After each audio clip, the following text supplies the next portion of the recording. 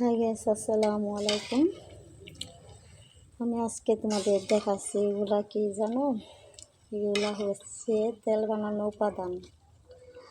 নিজে হাতে ঘরে তেল বানাই, সেই তেল ব্যবহার করি আমার মেয়েদেরও, আমিও, আমার বরেরও। আমার বরের মাথায় চুল ছিল না, ফার্স্টে চুল ছিল যা উঠে গেছে, চাঁদি চুল উঠে একবারে টাকটাক হয়ে গেছিলো। পরে আমি জাস্ট এই উপাদানগুলি দিয়ে তেল বানাতে বানাতে এখন হের মাথায় চুল গজাচ্ছে।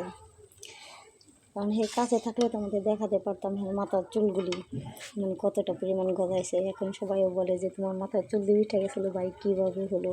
পরে বলে ঘরে বানানো তেল ব্যবহার করে, মার স্ত্রী বানায় ঘরের ভিতরে, সেই তেল আমরা সবাই ব্যবহার করি।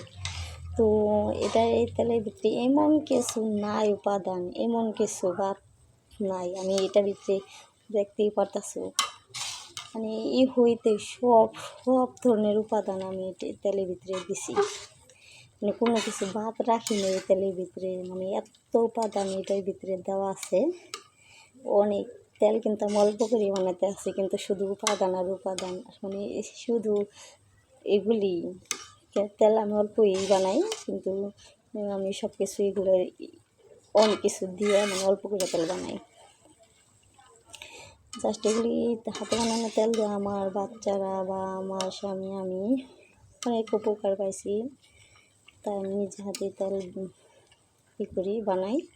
ইচ্ছা করলে তোমরা ঘরের ভিতরে এই তেলটা তৈরি করে দিতে পারো। অনেক উপাদান দিয়ে এটির ভিতরে নাম বলতে পারতেছি না, যে এত কিছু আছে, অনেক কিছু দেওয়া আছে এটার ভিতরে। এমন কিছু বাদ পড়ে নাই যে দিই নেই, ঠিক আছে।